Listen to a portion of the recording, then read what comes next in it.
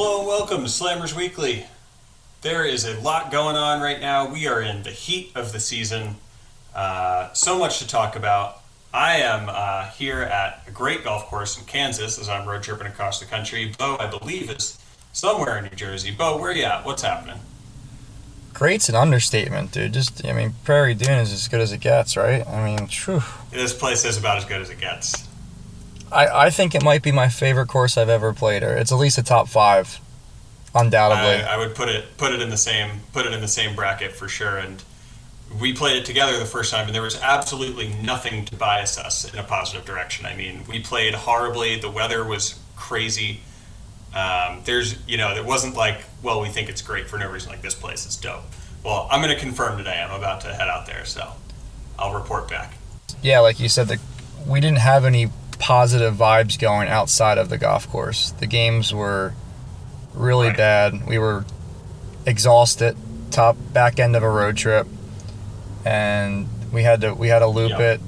It was windy as hell, and I just remember just being absolute awe of that place. So yeah, confirm that today. I want to see if there's some kind of bias going on there. I will. I think I might add some pics and stuff to our Slammers Weekly Instagram stories. So I might do a little documentation of the day. I love that. That's awesome. Yeah. But how are you? What's happening? You've been busy as hell. You've been getting into some tournaments and seeing some good stuff. Got some good interviews. What's the word? Dude, the last 2 weeks have been a whirlwind. I mean, just all over the place. More golfing than working, it's good and bad. Kind of a tale of two tapes. Last week, played in a couple qualifiers and got in both of them. This week, posted a big goose egg, 0 for 3. The scales always balance out. I kind of had a feeling, my game's not there to just start qualifying for everything. So it was good to get in the first two though. And next week we got the Jersey 4-ball at Hamilton, so that will be fun. I'm really looking forward to that. That tournament's about as fun as it gets, and at that venue it's going to be pretty dope. So should be good. It is. You got a good teammate. You got good vibes going into that. You made the birdie on 18 to get in. So yeah, better ball partners are like women, right? The goal is to date up, and I've certainly done that with Zach. So we'll see how far I can ride him next week. I'll be rooting for you guys. That's fun. There is so much to talk about since our last episode. We'll go chron pod here and try and hit it all in chronological order. So you were out watching last week at U.S. Open Locals at Medford Village. How was that? What did you see out there? Conditions were pretty tough. It was wet and windy, which I always find difficult. It's tough to control your ball when you get those conditions. Bunch of out-of-towners came in and stole all our guys' spots. Austin missed it by 1. Troy missed it by 1. Louis Kelly missed it by 1. A bunch of guys came in from down south, and games might have been a little bit sharper, and it showed on the scorecards. But a quick story from that day. I was at the bar working. I was just going to go out and watch a few holes, and Austin comes in after his front 9, and he goes to the halfway grill and gets 2 packs of Reese's cups. And I'm like, what the what kind of turn snack is that? Right? Is this guy just mailing it in? Right. He was like a couple over on the front, and he proceeds to make 5 birdies on the back 9 off those cups. He knew what he was doing. He knew exactly what he was doing. He was like, fuck this, I've had enough. It's kind of like for me when I go to my beers. Right. All right, enough of this. We're not playing around anymore. Let's pump some stuff into me and see if it changes the mood. It worked for Austin. You said there were no birdies out there, right? So to make 5 and 9 holes is just insane. I think he had the most. A couple other guys had 5, but I think he had the most birdies in the field, and he had them all on 1-9. So, yeah, he was streaking. That's incredible. And then Dave Sanders, 10 in a row, right? 10 times through locals now? 10 in a row. Yeah, I mean, it has to be a record. And if not, maybe there's one other guy who's done something crazy, but I can't see many people of being ahead of that. Absurd. Totally absurd. Dave, that's something, but stop stealing our guys' spots. Come on. Yeah, stay down in Florida, right? Yeah, he comes up here, his game's sharp as hell, and he comes up and shoots 3 under every time, and it's like, all right, well, there goes Troy's spot, you know? Thanks, Dave. Right, yeah, if Dave's in the field, there's one less spot. Yeah, that's actually good intel to have. If we knew where Dave was qualifying, you could almost, put that out there and just kind of scare people off. You were out at Coatesville. You had a good round out there. How did that go? I heard the door open. Is that? Are you getting kicked out? I'm not getting kicked out, no. You're fine. I will come back. Okay, thanks. What are you in, like a coat closet there or something? Yeah. It's like a storage closet. There's a bunch of like banquet tables and stuff. Dude, we have the toughest recording conditions. I mean, it doesn't get. The guys are just always battling, on and off the course. When you're on the road, it's just a struggle. She seemed nice though. Those Midwesterners they're sweet, sweet girls down there. All right, so Coatesville. Yeah, that was Coatesville's a little tricky. Greens were good. It was in the afternoon at least. It was windy, rainy, cold. Pretty nasty day for May, whatever it was. First week of May. Made a long birdie on the last hole to get in, so that was nice. That was a good way to kick off the season with make it on the number. I knew I had to make it. It was like a 35-footer. Had about a 1.5 break. Well, it's funny. So to add a little more color to that, it's not like I just played the hole normal. So it's a 330 par 4, the 18th hole. It's a pretty easy tee shot with the driver, and it's a really easy tee shot with an iron. I knew I had to make birdie, but I don't like moving the ball right to left, so I was like, all right, so I'll just get a 4-iron out there. And I chunk my 4-iron and just catch it like a little heavy, but it goes into this pop bunker-ish bunker that's like 150 out off the tee.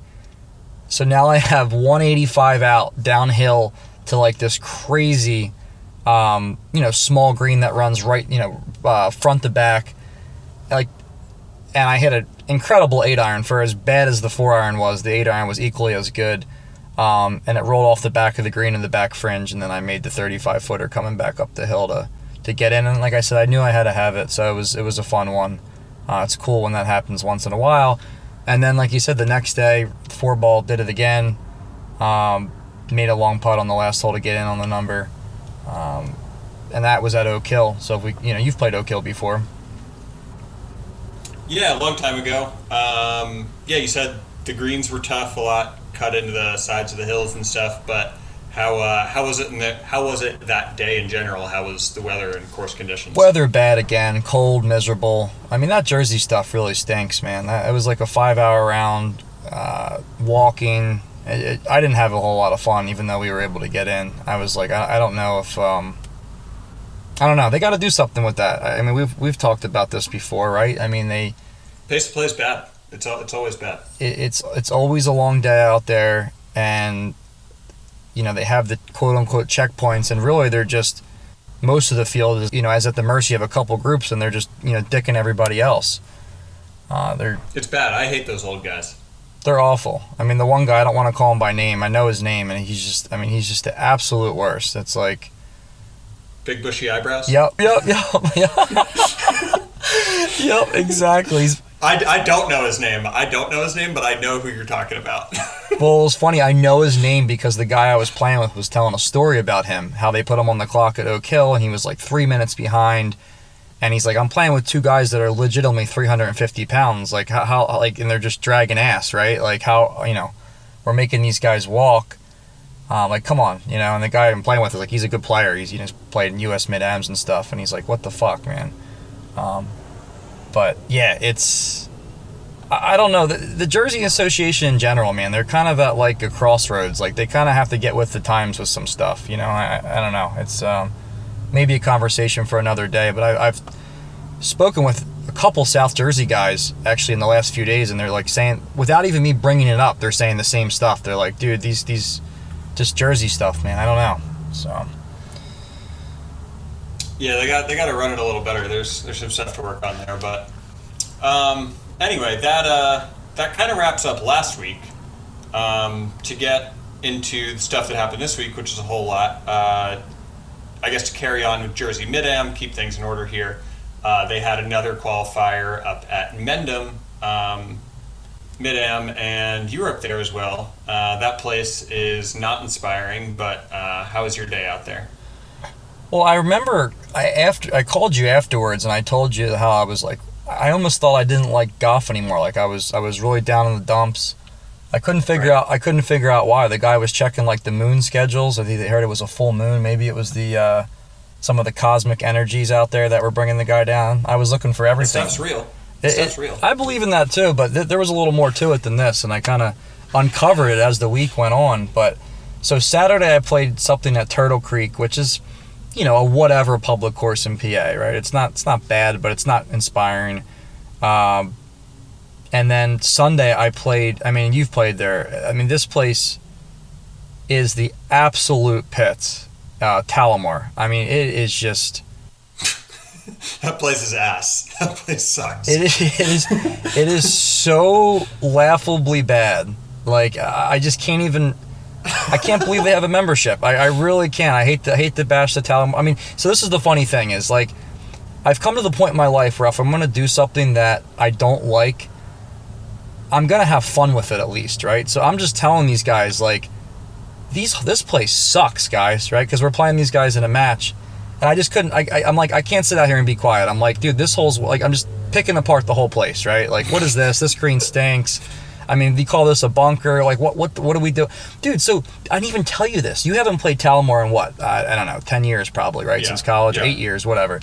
Dude, they're replacing, just when you think the place couldn't get any worse, they haven't trimmed a tree since we've played the college tournament back out there 8 years ago. So it's even more claustrophobic, right? It feels like you're just getting engulfed, right, on some tee boxes. With double OB on some of them. Oh, yeah. Double OB everywhere, with nonsensical landing areas. But they're replacing all of their bunkers with pot bunkers. Like legitimately, No. legitimately sod-faced pot bunkers. that just like, it doesn't fit the course. It doesn't No. make sense. It's less playable. It's expensive. No, What right. are they doing? How many Right. things can you do wrong? It's almost like if somebody just told you how bad can you make a place, and right, like I couldn't believe it. But the one guy in my group was very cool about it. The one guy I don't think was really feeling me too much. The other guy was like, dude, I totally get it. This place stinks. Like, couldn't agree more. Blah blah blah. So anyway, I actually played decent out there. I just put the blinders on and played fine. And then, yeah, like you said, go up to Mendham on Monday, make the trek up there, an hour and a half drive, and walking, and it's just, the course is very like what you said, not inspiring, not stimulating. And I'm like, do I just withdraw for Wednesday and Thursday and just take the rest of the week and like work and do yoga and just like get my mind back, or what? But no quit. And yeah, so that leads us into Wednesday, which was the Lulu, the Philly Am at Lulu. Basically, Lulu was super fun. I had a great day. I didn't get in. I missed it by a couple shots. I was right there. Didn't close well. Had some bad bogeys down the stretch, just like hitting in fairway bunkers, like stupid stuff, but all my fault. And it was after that day I realized that my golfing soul was just completely drained from playing those 3 courses in a row. Like I was, and then I play Lulu and fun shots, and I'm like totally engaged again, right? Like I went from being disinterested in golf to being like, wow, I just want to keep playing. The greens were firm and fast. It was great. It was just a great day. I would just play in a qualifier there all day. All right, so we're back on the horn here. A little break in the action. It's going to sound pretty seamless on the podcast, but it's been about a day. I've traveled about 400 miles, but we're going to jump right back into the qualifier at Lulu. I know you're saying, Bo, you'd play qualifier there all day. It kind of rejuvenated your golfing soul, just getting a little Don in your system, a little creativity, some good stuff brought you back. How was that day out there, and what was the cut again? Cut was 74, which was a good Plus number. 3. Yeah, it's a good score out there. I I was right there to shoot that. It's not, I think, it was certainly obtainable. But at the same time, 3 over is 3 over, right? It's not, no matter who you are or how you're playing, 74 is a good number. Definitely, yeah. I feel like that's kind of I mean, for me, I would, as a Philly Am qualifier, I would take that all day. It can definitely be lower, sometimes for that event, right? Yeah, that's about right. I would say that's about as low as Okay. it gets for an AM. Sometimes the opens can get a little bit lower, Okay. depending on the course. But yeah, it's getting harder to qualify for these things. I mean, there was a point, 10, 15 years ago where a lot of times if you just broke 80, you shot 78, 79, you would get in. And now and the mindset was so different back then. It was just like, just don't make bogeys all day. You don't have to worry about it. Just don't make a big number. And now you got to just come out and play. There's no room play to, real golf.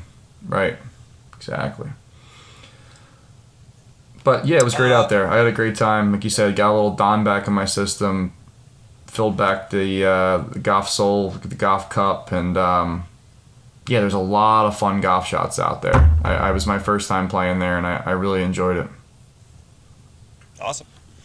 Good to hear. I like that place too. I played it a couple of years ago back. I used to actually, I lived pretty close there for a couple of months. Played it a few times at a friend who was working out there, and that place is fun. There's a lot of fun shots. Fun golf course. Yeah, played all day. It's a good spot. I get why John and the boys like to have fun out there. The course is fun, and then yeah, the guys aren't too beat up after playing, so they can go out and go back and have some fun and have some drinks, and the rounds aren't too long, and you're not losing too many balls. And you'd wonder if those guys would be having as much fun after if they were out at Bluebell or something. Probably not.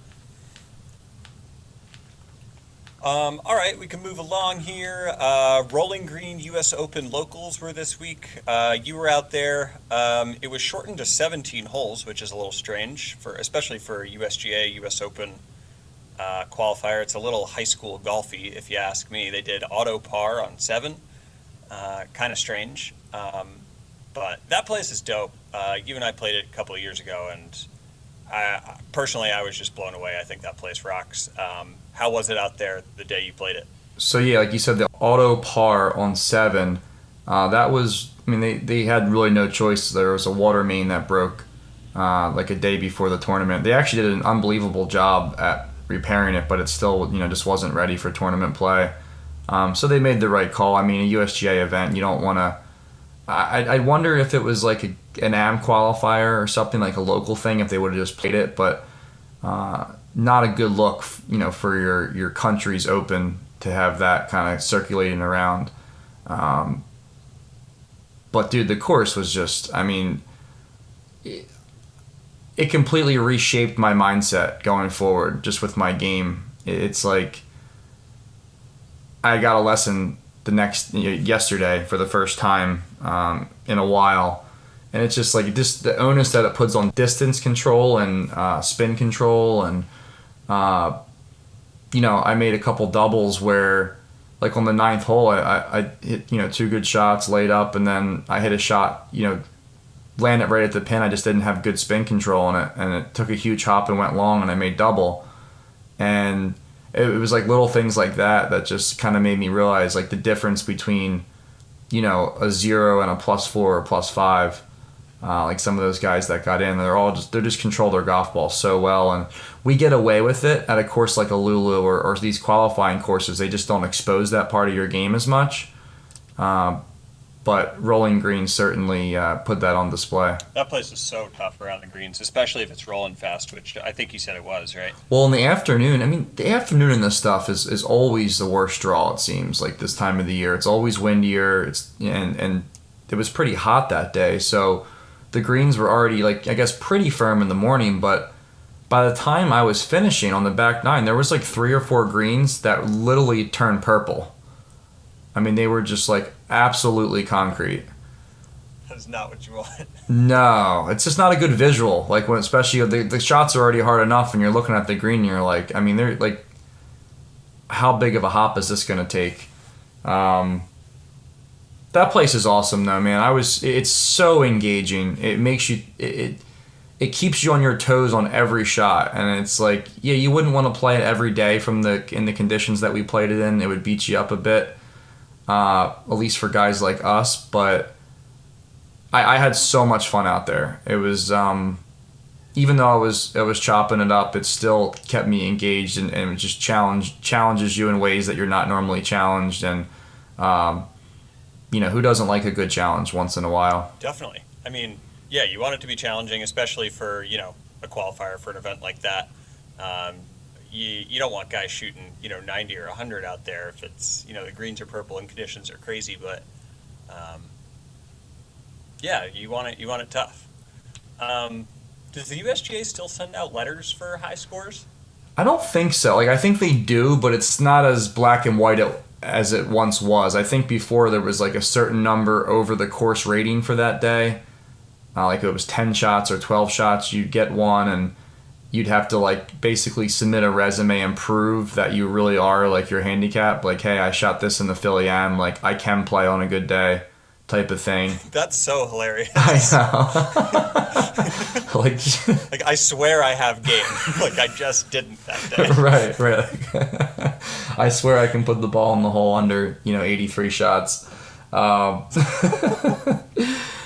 I think they still do it, but I think it's more if the scores are just, totally egregious, right? Like some guys I've seen post like 120s in some of the stuff, stuff like that, where it's like, buddy, come on, like you're just fraudulent, But it's funny going back to Rolling Green. I know we both love Flynn, both love the course, and I've always said that 12th hole is one of my favorite. I think it's one of the most well-designed 360-yard holes I've ever played, at least. And it was almost like, it was so funny because I'm talking about how good this hole is, and I made the funniest triple on that hole. I'm 90 yards out in the center of the fairway, hit a perfect drive, and I pull my second shot a little bit, and there's just like bathtub bunker on the left-hand side of the green. And I end up in that thing, and I had no play going forward. The only play I had was to go like completely backwards, but I was like, I can't go backwards here, right? I gotta try something. So I tried to go. Because you're already dead. Yeah, exactly. It's so hard to keep it on the green, even if you have a shot. Exactly. It's basically like you're fucked either way. You might as well just try something. So I tried to go like backwards to the left and hope maybe I just like land in the rough and somehow it just trickles out and maybe I can like just tap the next one down and make bogey. And I drill it into the side lip, like kind of going backwards. It shoots straight up in the air and lands into the other little bathtub bunker. No. Then I had no shot at all, and it like I was. Everything runs so hard left to right there. I mean, there's nothing you can do, and it ran all the way off the side of the green, and then chipped up and two putted for triple. And I'm like, I still love that hole, but that was like a little silly. Those bathtub bunkers. I mean, I don't know. I don't know about those. They're so penal. Oh. They're so penal. I mean, I tugged the wedge. Like, it was a bad shot. Don't get me wrong. I'm not trying to sit here. Like, I pulled the wedge. But, like, to be penalized, like, I basically was penalized, like, 2.5 to 3 shots. And it's like, it's too much. That's kind of also the problem with, like, courses that are so, like, stimulating from a design and architecture perspective. Like, you can start chopping it up and kind of not realize it because you're just enjoying the course so much. The shots add up quick. Definitely. Next thing you know, you're like, I'm playing bogey golf out here. Mode. Yeah, it's so true. Whereas, like, you feel like you know your score so well on a shit course. You're just like, you can't, you're like, I cannot believe I'm 4 over through 5 here. Because it's the only thing to focus on. You're trying to block out the course and just, focus on your score, and it's kind of all you're living for. Yeah, it's your only source of entertainment. It's just putting up a good score. If not, you're just there's nothing to really take from the day. Right. But yeah, like you said, the course was the 17-hole thing. I was on the way over and got the text, and like I immediately thought, like, have I ever played a tournament that was 17 holes? And the last tournament I played that was 17 holes was the Flamingo Open down here, the mini golf tournament down in LBI. When I was on the LBI mini golf tour, when my career got sidetracked a little bit after college, I I was just sniping the ball so bad I just couldn't take it anymore. So I kind of took up mini golf for a year or two, and yeah, I used to play in all the tournaments down here, and the Flamingo Open was always a 17-hole event. The last hole was one of those like clown in the mouth holes that they just skipped. So thought that was some good vibes going into the day. I always had good finishes there at the Flamingo, but yeah, it didn't work out so well at Rolling Green. That's hysterical. Well, you want to hear something real funny, real quick? So a couple weeks ago at work, like a couple of the girls were like joking around. They're like, "Oh, I heard you golf or whatever," and they're like, "We Googled your name, like Bo Garino Golf, and the first thing that came up was a mini golf tournament." That's how uneventful my career has been. That's so funny. I Googled, Dude. like, to find a picture for Instagram, I Googled Chris Crawford the other day, and obviously, all kinds of, great stuff comes up, USGA events, pro stuff. Yeah, dude, it was like the Surf City. It's like the Surf City Open presented by like the Sandpaper or something. And I'll never forget it. This guy. It was a 3-way playoff. I was tied for first, and like it got newspaper coverage. I mean, it's still out there. Like I said, it's the first thing. Yeah, it's the first thing. Yeah, it's competitive, right? There was a reporter there that day, and yeah, the guy 3-man playoff, first hole. Me and this other guy advance with twos. I'm in for 2 on the second hole, and this guy just drains a bomb for hole-in-one on me. Oh. And nobody hole-in-ones too. It was an unbelievable shot. And yeah, that was it. I got $30 instead of like $60. There was cash prizes. Wow. Yeah, but All right, well, getting back to real golf. In the lot at Rolling Green, you found Chris Crawford in his car and got him on the horn? yeah, I was getting ready to leave, and I recognized him. He looks exactly the same as he did like 8 years ago when I saw him. And yeah, he was awesome. I knocked on his window, and he's kind of like, "Hey, what's up?" Like, like As anybody would do. yeah, I'm like, I didn't really know. I felt like I was approaching a woman, right? It was like I had to think of like a little crafty. I had to think a little bit before heading up to him. I knock on the window. I'm like, "Hey, man, what's up? Or what are you waiting for a playoff or something?" And he's like, "Yeah, are you? Like, why are you like? Are you waiting too?" Like, I'm like, "No, actually." And I told him the podcast, and he actually had heard of it, so it wasn't like I think that gave me a little bit of credibility versus just having like a stranger come hopping in my car. Yeah, that's good. That's cool. I listened to the interview. It was really good. He's a well-spoken, nice guy. Super accomplished. 3 U.S. Opens is insane. He's hitting over 50% at sectionals for U.S. Opens. I mean, I don't know how many people have ever done that. I mean, if you think about it, like the pros every year go out to Ohio, and a bunch of guys. It's so hard to get through, right? Like Some guys just have the juice, like him and Dave Sanders, and some guys just like this is just their thing. Well, Sanders can't get through sectionals, but True, yeah, the locals, true. yeah, he has it. But Crawford, yeah, I mean, he's 3 for 5 at sectionals. And he's on TV playing in the U.S. Open, like the actual event. Yeah, and he's out there slumming it in my car, getting interviewed, and like car was like 85 degrees. I was baking him out in there. He had pants on. I felt bad. I'm like, if he goes back out for a playoff, he might not be able to grip the club. That's so funny. But luckily, So we were talking. Sorry. I was gonna say, luckily we're not covering women's golf, because I think the whole like get in my car thing would be a little harder. That would be questionable. A little more questionable. Probably have a harder time getting them to do it, much less it being okay.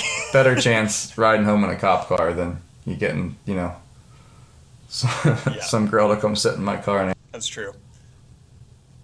All right, so we were talking about when we were talking about the Jersey 4-ball stuff, pace of play. There's some guys out there that they never walk. They straight up just never walk, right? And they're forced to walk in these events. You think Jersey's got to give in on that at some point and just say, you could take a card if you want, kind of thing, or I don't know about mandatory cart, but like, if you want, right? Why not? Yeah, what are we trying to prove? I Yeah. mean, there's nothing to gain by walking. I don't think. I mean, I It's a get for the qualifier actual. too. Yeah. No, for the events, I totally get it. Right, like the main events should be walking only. For the spirit of the game and just the overall seriousness and kind of match the environment, right? But and the quality of the venues. A lot of these courses are walking only courses, but I mean, for these qualifiers, like what are we doing out there? Like, why are we trudging around Oak Hill in a 5 hour round in the pouring down rain and freezing cold? Like, and it just, I don't get it. Yeah, Jersey's got to kind of get with the times, or just kind of adapt and accept that they got to make a thing that isn't working work better. But whatever, they'll figure it out, or they won't, and people will stop playing at the events. I don't know. Anyway, the gap matches are should be finishing up today or probably soon, right? What have you had an eye on that? What's going on there? Yeah, so it's 3:30 when we're recording, and they probably just posted actually. So let me check. Yeah, holy shit, dude! Huntington Valley won. That's kind of crazy, right? They were not. They were maybe like the third or fourth, favorite to win, probably. Probably Right? the third, yeah, but not like far behind Cricket and Lulu, but definitely I think from an odds perspective a little behind. Marion, I would say, was the big underdog in my opinion. But yeah, that's a surprise. Huntington Valley takes it. Wow, good for them. What's the format there for the final thing? So, still 12-man teams. Each team sends 3 people to each course. Oh, And wow. then you play in a foursome, and you play the 3 other guys, a guy from each team, essentially. That's a lot. So a it's lot of like action. yeah, exactly. Like that, and that's, I mean, I've never played in one of those, but it's interesting because like your putt could be good for one match, not for another. Right. There's a lot going on. You can come into the last hole and have like so many different scenarios going on. Totally. And like you could have a putt theoretically that could be worth, every single back nine, every single match, right? You could have like a putt that's worth, 6 points or something that like could totally make or break if your team wins. Oh, good. So for it's a lot of Huntington. pressure.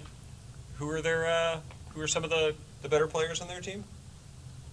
So Ben Cooley, you've mentioned him before. He smacked you around Yep. somewhere. Yep. They have Sean Cease is a good player. A couple other kids like I don't really know that well. I see their names around like Brian Itzwan and they also have Andrew Mason. I'm seeing who else played for them today. Obviously Mason did, I'm sure, but I'm not sure if Osberg did or not. Andy Butler is a good player. Kyle Deischer. Let's see who else. I'm curious because I don't. Yeah, Mason, Kyle Martin. Anyway, so yeah, Osberg didn't play for them either. So interesting. Connor McGrath's a good player. Stuart Rickenbach had a crazy day. He's slaughtered. Got 8.5. Yeah, you had Buddy Marucci out there, the old. I don't know how much you know Philly golf, but I don't know if you know Buddy the. He's played in like 100 USGA events or something like that, right? Pretty much, yeah. That could be right. Yeah, he's the one that lost the Tiger in the USM finals, but cool to see him still out there at his age. Yeah, I'm trying to figure out. The scoring's weird on here. I'm trying to see who did well where, like who. What was the big swing course? I mean, I can't believe that Cricket Club came in dead last. I mean, what are the chances of that? Did anyone like not play for them that should have been, or No, it doesn't look like it. It looks like they had all their guys. guys were out there? Yeah, it looks like they had all their guys. They just laid an egg. I mean, Rusk, who we spoke with last week, he did take out that Robbie Wallazir. He swept him too. Oh wow, that's good for his pride. I'm glad. Yeah, he doesn't have to call him daddy anymore. That's nice, I guess. I can't believe he even did that. That's crazy. Yeah, Rob. Oh no, actually he didn't play. He didn't play He didn't play Wallazir. Wallazir was at Lulu, but he ended up playing Conrad from Philly Cricket, and he swept Conrad. Okay. So, yeah. But anyway, Huntington Valley. It's so hard. It's so hard to look at this live because just the way that Gap has it, it's just not very user friendly. But congratulations to Huntington. That's awesome. That's a great place. Yeah, that's cool. Good for them. Very, very cool. So, you got kicked out of the closet at Prairie Dune yesterday, and that's kind of where we left off with that. We had to shut it down. How did it go out there? Well, like we were saying about how you can kind of get, you can kind of snap out of the zone of scoring because you're enjoying the course so much. And that happened to me yesterday, and thankfully it was, completely non-competitive. I was just out there by myself. And I bogeyed for the first 5, and I was just, smiling, taking pictures, having a fantastic time. That place is the best. It's the best. I mean, it's the best golf course I've ever played. I have no reservations about saying that. Everything about that place is great. Every shot is stimulating. Every green is good. So many of the tee shots, kind of the strategy with the angles there, and where it forces you to kind of hit away from kind of the most direct line of play to have the best line of play into the green. It's so strategic. It's challenging. It's heroic. It's everything you want. That place is just an absolute. The conditions are ridiculously good. It's cut out of the Kansas sand hills, so it's that sandy, bouncing, rolling soil. It's great on the fairways and greens. It's one of the least pretentious places that. It has to be, like, in the top 25, it has to be, like, the least pretentious. I mean, that place is just so chill. Nobody looks at you like, what are you doing here? Or, are you okay? Are you lost? Which, that happens at a lot of, high-end places, unfortunately. But that place is the best. It's the best. Mm-hmm. Yeah, a lot of those places make it known pretty quickly that you're an outsider and you're treated like one. Right. That place is, like, there's no gates. You don't even really, in, like, the old school days, if you were using, like, a map, like a paper map, you almost wouldn't even believe that's the place, like, pulling in. The parking lot only fits, like, 25 cars. Yeah. Yeah, there's, like, basically no lot, and it's just, there's no, like, starter, there's no, like, caddy. It's just kind of like you just kind of show up. I mean, really, you could just walk out and play the course. You probably could. I remember when we were there, we're like, this is, like, really interesting, but it was awesome. Like you said, they have transfusion slushies. Like, look, we love Marion, but I highly doubt that they have those things, lined up at the turn for you. Yeah, they really they do everything right. The locker room's classic, not overly fancy, but has everything you need. They got a card room that's cool. There's guys hanging out there. They're even, I was there, it was Friday night. There were tons of guys hanging out into the evening, like having dinner, which you don't really see at country clubs often.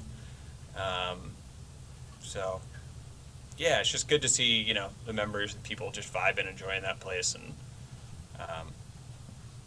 place rocks.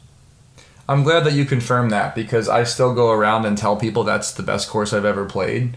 But, it's been a couple years and you're like, I played it once. Is it really an extreme thing to say? Like, if I went back out there, would I think differently? And it's cool to see because I know you thought similarly going into it. So it's cool to see you confirm it. I mean, it's half shot penalty galore out there, which is just makes it so fun, right? So fun. So fun. Like, just starting with the first hole, you hit it, up the left side or even the left side of the fairway. There's a dune that kind of blocks your view of the green. Half shot right there. You hit it on the right side of the fairway. You could see the green, slightly better angle. I mean, that's the kind of strategy and stuff you want. Perry was the man, dude. That's the only Perry I've played, and I can't wait to get out and play more of his stuff because he's clearly was a genius, and I guess his son Press did some of the work there too, right? Yeah, apparently Perry only did 9 holes, and it wasn't like the first 9 or second 9. It's some kind of hodgepodge of the holes, and you really can't tell. It's not like you come up on one of the holes and you're like, oh, well, this one's kind of weak. Like, this is definitely, his son or whatever. Like, it's seamless. They're all good. I was reading about Press. Supposedly he was in the Air Force, and he had I guess at one point had to step away, and he ended up going to World War II and doing 81 combats. He went to combat missions. What? Yep. And he survived them. And it just goes to show you how soft we are today. I mean, you have me, yesterday complaining about Talamore and how, I'm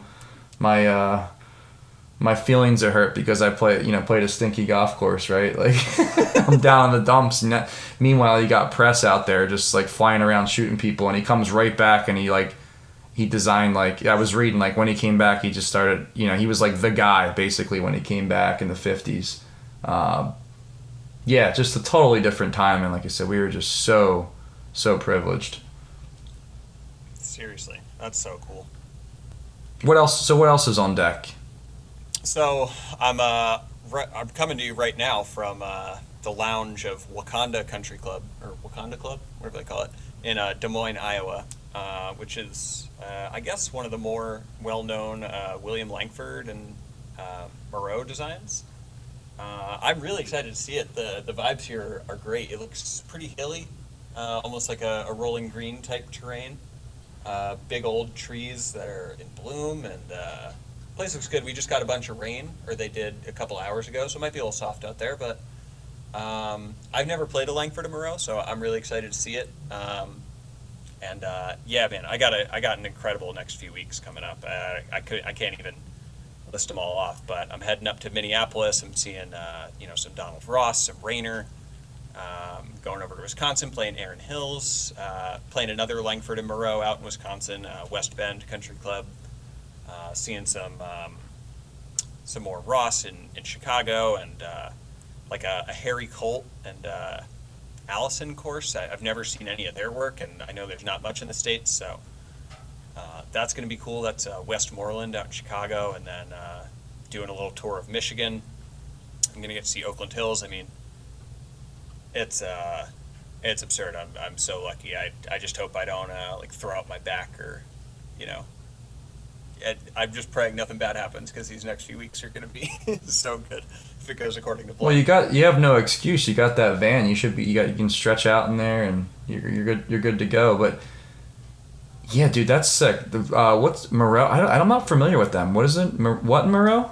Theodore Moreau, I think is his name, and William Langford. Langford and Moreau. Yeah, you got to report back to me on those. I'm looking forward to that. Maybe next time we catch up on here, we'll circle back there. And it's funny with Ross. Growing up in Jersey, there's not like a ton of good Ross. Like, he did some work around here, and there's some good stuff, but it's like I feel like it's not his best stuff. And then as you start traveling, and the more you get to play his stuff, the more you're just blown away by it. Yeah, especially some of the small property ones, like off the top of my head, like the University of Florida Golf Course and Memphis Country Club are tiny properties, and that guy could just squeeze great work out of anything. Without making it seem very crammed. Right. Like that's the thing. It doesn't even Riverton's on a small piece of property, and it feels very like what I feel like a lot of guys were bad at doing.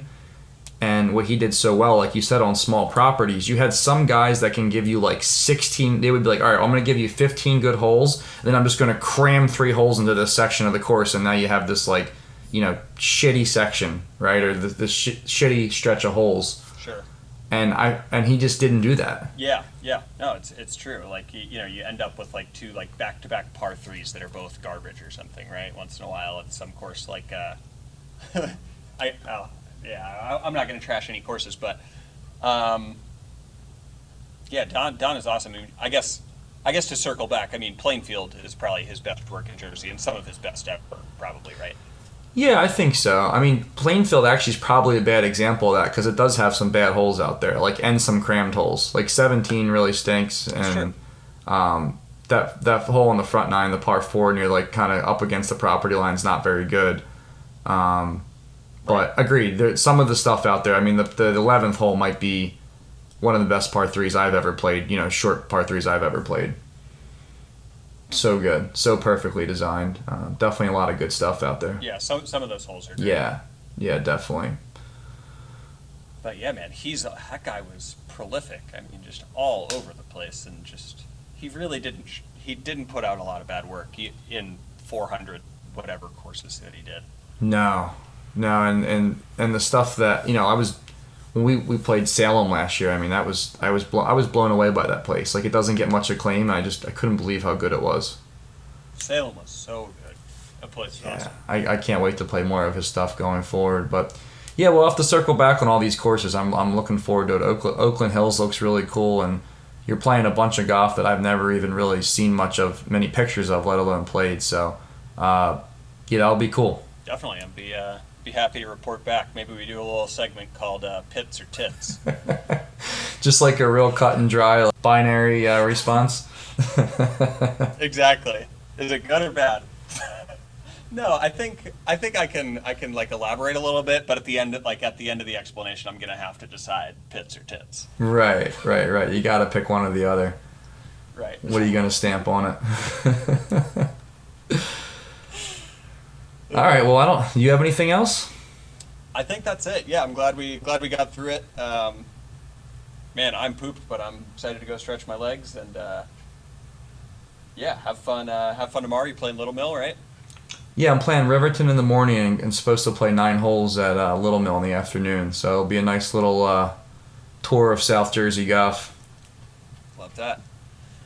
All right, cool. Well, thanks for getting it done as always, and for your insights and everything. And thank you all for listening. This is Slammers Weekly. Keep tuning in. Stick with us. Find us on social media at Slammers Weekly, and give us a shout or whatever. Let us know what you want to hear. And thanks for listening. That's it.